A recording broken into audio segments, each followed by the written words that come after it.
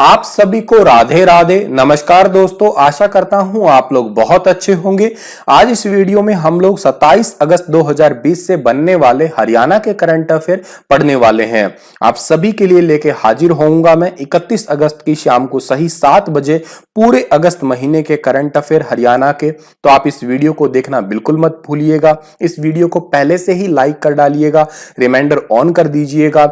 आज के वीडियो का सबसे पहला कमेंट पिन किया हुआ मेरा होगा। उस वीडियो के अंदर जो है वो आप लिंक होगा, उस लिंक पे क्लिक करिएगा और इस वीडियो के लिंक पे आप पहुंचिएगा, रिमाइंडर ऑन करिएगा, वीडियो को पहले से ही लाइक करिएगा, कमेंट करके मेरा हौसला बढ़ाइएगा, लाइव आइएगा, देखिएगा सर क्यों इंपॉर्टेंट है हमारे लिए वीडियो। हम तो डेली करंट अफेयर देखते ही हैं। तो देखिएगा, सुनिएगा प्यारे बच्चे। डेली करंट अफेयर जब आप देखते हैं तो आप इंटरव्यू प्लस में current affair exam point of view से करते हैं, लेकिन जो पर मंथ वाली वीडियो होती है ना, उसके अंदर सिर्फ और सिर्फ एग्जाम ओरिएंटेड क्वेश्चन होते हैं। इंटरव्यू वाले क्वेश्चन मैं एलिमिनेट कर देता हूं, हटा देता हूं। दूसरा इंपॉर्टेंट कारण होता है, कोई भी चीज होती है उसको आप एक बार पढ़ने से याद नहीं कर सकते, क्योंकि हम स्वामी विवेकानंद नहीं है। दुनिया में वो एक ही मात्र व्यक्ति हुए थे जिन्होंने एक बार पढ़ते ही चीजों को समझ लिया या याद कर लिया, लेकिन हम ऐसे नहीं है। हमें एक ही चीज को कम से कम 3-3, 4-4 बार पढ़ना पड़ता है, तभी जाके हम एग्जाम का प्रेशर झेल पाते हैं, तभी जाके हम लोग एग्जाम में उस क्वेश्चन को ठीक कर पाते हैं। तो एक बार तो मैं आपको पढ़ा रहा हूं, फिर रिवीजन के तौर पे आपको मैं महीने के एंड में पढ़ा देता हूं पूरे महीने के करंट अफेयर। बाकी 2 बार के अलावा 2-3 बार आप खुद पढ़ें, ये तो आप ही का काम बनता है। तो रिवीजन के पॉइंट ऑफ व्यू से और आपके इंपॉर्टेंट क्वेश्चन छांटने की पॉइंट ऑफ व्यू से पूरे महीने का करंट अफेयर बहुत ही एसेंशियल होता है, बहुत ही जरूरी होता है। शाम को सही 7 बजे जरूर लाइव आइएगा, 31 अगस्त को देखना मत भूलिएगा। और इन सभी वीडियो का अगर आपको पीडीएफ फाइल चाहिए तो आप मेरे Telegram channel star IQ PDF को तो ज्वाइन कर ही सकते हैं। स्टार IQ क्विज के नाम से टेलीग्राम ग्रुप है, इसे ज्वाइन कर लीजिएगा। आप मुझे फेसबुक और इंस्टाग्राम पे स्टार IQ एजुकेशन ID से फॉलो कर सकते हैं। आगे बढ़ते हैं। कल मैंने आपसे जो सवाल पूछा था उसका सही जवाब भी बता देता हूं। क्या है कि झज्जर जिले के किस गांव को डिजिटल गांव बनाया जा रहा है? डिजिटल गांव बनाया जा रहा है सांखोल को। बी ऑप्शन ठीक था इस क्वेश्चन का, और बहुत सारे बच्चों ने इसके बारे में विस्तार से लिखा भी है। आज का हमारा पहला क्वेश्चन क्या है कि हरियाणा में कितने रिटेल आउटलेट खोले जाएंगे? तो हरियाणा के अंदर रिटेल आउटलेट खोले जाएंगे 2000। ए ऑप्शन जो है इस क्वेश्चन का हमारा वो बिल्कुल ठीक है। सर इसका मतलब क्या है? देखिएगा, अब तक हमारे जितने भी किसान हैं या हम किसान लोग क्या करते हैं, अपनी फसल को या अपने प्रोडक्ट्स को बेचने के लिए आड़तियों का सहारा लेते हैं। मतलब क्योंकि हम व्यापारी नहीं है, हम व्यापारियों का सहारा लेते हैं। पहले हम आड़तियों को देते हैं, आड़ती जो है आगे व्यापारी बन के उस प्रोडक्ट को बेचता है, उसका कुछ हिस्सा परसेंटेज वो खुद रखता है और फिर हमें उसका पैसा मिल जाता है। यही होता आया है। ठीक है, भी मान लेते हैं कि किसी भी चीज का भाव जो है वो 4000 रुपए क्विंटल है, लेकिन वो हमें उस टाइम पे जो है वो 3900 बताएगा या 3950, या मान लेते हैं 4000 ही है, तो थोड़ा बहुत वो काटा पीटा करके कैसे भी करके अपना कमीशन रख लेते हैं व्यापारी। वो उनका काम है अच्छे से तरीके को समझना। लेकिन अब क्या है, रिटेल आउटलेट खोलने से क्या होगा, हरियाणा में कोई भी हरियाणा का किसान है वो खुद ही व्यापारी बन के अपनी फसल को बेच सकता है, अपना ब्रांड बना के बेच सकता है, वो फॉलो ऑन पब्लिक ऑफर के माध्यम से भी बेच सकता है, नीलामी वगैरह खुद ही करवा सकता है वो। ऐसी घोषणा किसने की है? हरियाणा के कृषि और किसान कल्याण मंत्री, और इनका नाम है जयप्रकाश दलाल ने। और गांव और शहरों के अंदर 2000 रिटेल आउटलेट खोले जाएंगे। ये तकरीबन मिनी सुपर मार्केट का ही काम करेंगे और पहली बार किसानों के खातों में फसल की बिक्री का भुगतान किया जाएगा और व्यापारी ही बन जाएंगे किसान। एक प्रकार की ऐसी योजना होगी ये। हमारे हरियाणा के कृषि मंत्री जेपी दलाल का नाम आया है। ये लोहारू से जीते हुए हैं। इनके पास में agriculture and farmer welfare department है, animal husbandry and dairying department है, फिशरीज डिपार्टमेंट है और कानून मंत्री भी हरियाणा के जेपी दलाल ही है। आगे बढ़ते हैं। तो हाल ही में किस संस्थान ने देश में पहली बार गाय और भैंस की प्रेगनेंसी किट तैयार की है? बेहद इंपॉर्टेंट क्वेश्चन है। ठीक है, जैसे हम ह्यूमन बीइंग के अंदर प्रेगनेंसी किट होती है, एक यूरिन बेस्ड प्रेगनेंसी किट होती है जो कि आपके 15, 20, 30 मिनट के अंदर जो है वो प्रेगनेंसी का पता लग सकता है उससे। बिल्कुल वैसे वैसे गाय और भैंस के लिए भी प्रेगनेंसी किट तैयार की गई है। सर आज से पहले प्रेगनेंसी गाय और भैंस की कैसे चेक करते थे? तो सबसे पॉपुलर तरीका तो है ये आपका अल्ट्रासाउंड करना। दूसरा तरीका जो है वो खून के माध्यम से भी प्रेगनेंसी चेक की जाती थी गाय और भैंस की, लेकिन ये थोड़ी सी टाइम कंज्यूमिंग प्रोसेस है, या यूं कहिएगा इनके लिए डॉक्टर की ही आवश्यकता पड़ती है या किसी खास ऑपरेटर की आवश्यकता पड़ती है, क्योंकि हर एक आदमी तो खून निकाल के टेस्टिंग नहीं कर सकता। लेकिन यूरिन के माध्यम से तो हर कोई टेस्टिंग कर सकता है। इसी वजह से यूरिन बेस्ड जो है टेस्टिंग किट तैयार की गई है। और टेस्टिंग किट का पहले क्या होता था, 45 दिन की गर्भावस्था से ही पता लगता था कि गाय या भैंस का गर्भ है या नहीं है, लेकिन अब यूरिन के माध्यम से 18 दिन का ही अगर गर्भ होगा तो ही पता लग जाएगा। केंद्रीय भैंस अनुसंधान संस्थान ने जो है ऐसी किट तैयार की है। बी ऑप्शन जो है इस क्वेश्चन का हमारा ठीक है। इसको हम लोग इंग्लिश में CIRB के रूप में भी पुकारते हैं, CIRB के रूप में भी, ठीक है। और इसका टेस्ट सर कितने देर में पता लगेगा, आधे घंटे में ही रिजल्ट आ जाएगा। जो टेस्ट करने वाला यूरिन होना चाहिए उसके लिए स्पेसिफिक है 20 से 30 डिग्री ही उसका टेम्परेचर होना चाहिए, ठीक है। और इसके लिए तकरीबन 550 के आसपास जो है वो टेस्ट किए गए थे, और ऑलमोस्ट सारे के सारे जो है वो सफल ही रहे थे। एक आधा तो देखिएगा आप लोग ह्यूमन बीइंग में भी वैरी कर जाता है, तो ऐसी कोई बड़ी बात नहीं है। तो ठीक है, इतनी बात आपको याद रखनी है इस क्वेश्चन से। अगले क्वेश्चन की ओर हम लोग जाते हैं, तो उससे पहले हमें जो ये हमारा CIRB है इसकी स्थापना कब हुई थी, 1 फरवरी 1985 को हुई थी। हिसार के अंदर ही ये स्थित है, याद रखिएगा आप। आम आदमी पार्टी हरियाणा के हर वार्ड गांव में किस केंद्र का निर्माण करेगी। आम आदमी पार्टी जो है वो हरियाणा के हर वार्ड के अंदर, हर गांव के अंदर आम आदमी ऑक्सीजन जांच केंद्र की जो है वो स्थापना करेगी या निर्माण करेगी। डी ऑप्शन जो है इस क्वेश्चन का हमारा वो बिल्कुल ठीक है।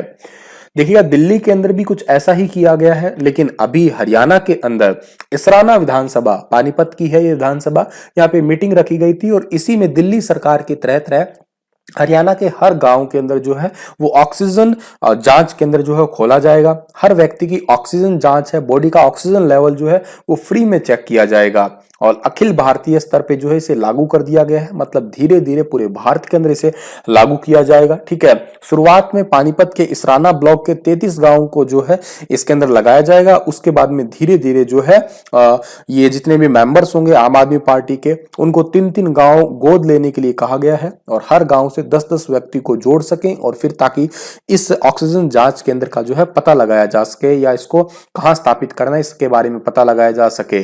और एक बात और बता दूं, बॉडी में ऑक्सीजन लेवल चेक करना बेहद जरूरी होता है, उसी से ही हम लोग आगे इम्यूनिटी पे फर्दर वर्क कर सकते हैं। चलिएगा आगे बढ़ते हैं, हम लोग अगले क्वेश्चन की ओर जाते हैं। तो हरियाणा के किस जिले में दुनिया का पहला स्टील का गुरुद्वारा बनाया जाएगा। बहुत बहुत इंपॉर्टेंट क्वेश्चन है ये वाला भी। दुनिया का पहला स्टील का गुरुद्वारा कैथल में बनाया जाएगा। सी ऑप्शन सही है इस क्वेश्चन का हमारा। और यह गुरुद्वारा कैथल में गुरु तेग बहादुर की याद में बनने वाला पहला गुरुद्वारा होगा, और संत शिरोमणि कह सकते हो गुरुद्वारा प्रबंध कमेटी जो है उन्होंने इस गुरुद्वारे के निर्माण के लिए जो है वो गुरुद्वारा निर्माण एजेंसी संस्था को इसकी रिपोर्ट भी सौंप दी है। गुरु तेग बहादुर सेवा दल इस गुरुद्वारे का निर्माण करने जा रहा है। इसमें तकरीबन 5 करोड़ रुपए की लागत आएगी। आपको मैं गुरुद्वारा दिखा देता हूं, इस गुरुद्वारे को ही बनाया जाएगा स्टील का गुरुद्वारा।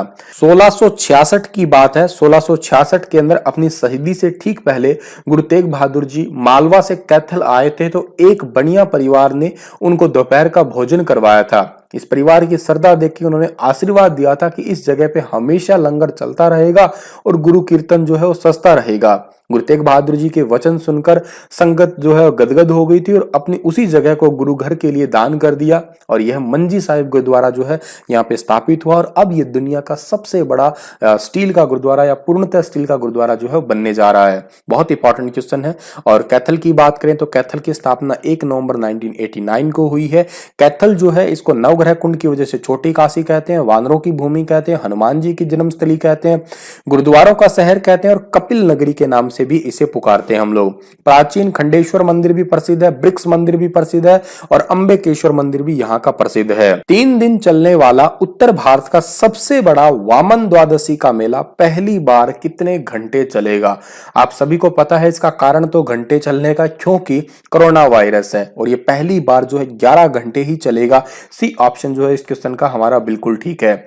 अच्छा, ये वामन द्वादशी का मेला ना हरियाणा में अंबाला में लगता है, ये तो आपको पता है, आपने कई बार पढ़ लिया। 29 अगस्त को 11 घंटे में ही ये सिमट जाएगा, जबकि ये बाकी समय चलता है 3 दिन के लिए। और अभिलेखागार विभाग के पास पिछले 120 साल के मेले से संबंधित दस्तावेज है, जिनसे ये पता लगता है कि इस मेले को कभी कोई सांप्रदायिक दंगे, बाढ़, हैजे की बीमारी ये कोई भी प्रभावित नहीं कर पाई थी। लेकिन अब पहली बार कोरोना की वजह से ये प्रभावित हुआ है। भादों में हर साल 10वीं, एकादशी और द्वादशी को ये मेला लगता है।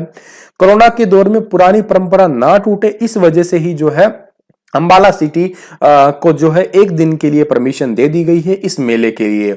1937 में 16-17 दिसंबर को यह मेला होना था और अगस्त में अंबाला में हैजा फैलने की वजह से 18 लोगों की मौत हो गई थी। ठीक है, तो व्यापारी नहीं चाहते थे कि मेला टले, क्योंकि ये सबसे बड़ा मेला होता है और यहाँ पे बहुत सारा सामान वगैरह बेचा जाता है। तो यहाँ दूर दराज के 50,000 से ज्यादा लोग आते हैं। तो उस टाइम पे परमिशन तो मिल गई थी मेले को, लेकिन खाने पीने की बिक्री पे जो है रोक लग गई थी। लेकिन इतिहास ने फिर अब मान लीजिएगा खुद को अपने आप को फिर दोहरा लिया है। 2020 में मेला लग तो रहा है, लेकिन वही खाने पीने की चीजों पे रोक है, व्यापारियों की चीजों पे रोक है। बस केवल दर्शन के मात्र से ही ये मेला जो है लगने वाला है। हाल ही में किस अभिनेता ने हरियाणा के पंचकुला के मोरनी इलाके के एक गांव के बच्चों को ऑनलाइन पढ़ाई करने के लिए स्मार्टफोन भेंट किए हैं? तो स्मार्टफोन भेंट किए हैं सोनू सूद ने। ए ऑप्शन जो है इस क्वेश्चन का हमारा बिल्कुल ठीक है। मोरनी इलाके का एक गांव है जिसका नाम है कोटी गांव। ठीक है, इस कोटी गांव के अंदर जो है बच्चों को ऑनलाइन पढ़ाई करने के लिए स्मार्टफोन दिए हैं। ये जानकारी वहां के प्रिंसिपल पवन जैन ने बताई है। ठीक है, पवन जैन प्रिंसिपल है कोटी गांव के सरकारी स्कूल के। मोरनी इलाके का ये कोटी गांव जो है ये हिमाचल प्रदेश की सीमा से भी सटा हुआ है। कोरोना वायरस के दौरान बच्चों की पढ़ाई जो है वो डिस्टर्ब ना हो, और उनके पास में स्मार्टफोन नहीं थे, इस वजह से वो ऑनलाइन क्लासेस नहीं ले पा रहे थे।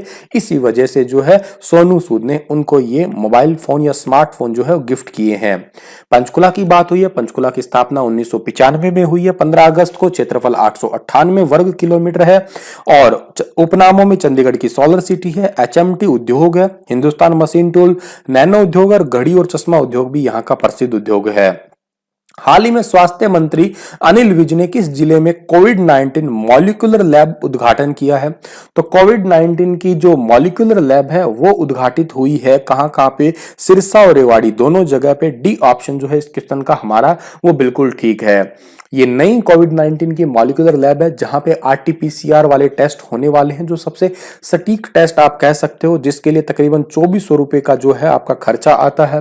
और अब हरियाणा के अंदर जो है ये लैब तकरीबन टोटल 23 लैब हो चुकी है। शुरुआत में ये पंचकुला से खुली थी और फिर धीरे धीरे आगे बढ़ते गई। राज्य में अब 14 सरकारी अस्पताल तथा मेडिकल कॉलेज में कोविड-19 की लैब जो है स्थापित हो चुकी है। और के अलावा 9 प्राइवेट हॉस्पिटल भी ऐसे हैं जहां पे ऐसी लैब की स्थापना हो चुकी है, जहां पे आरटीपीसीआर के टेस्ट जो है वो किए जा सके।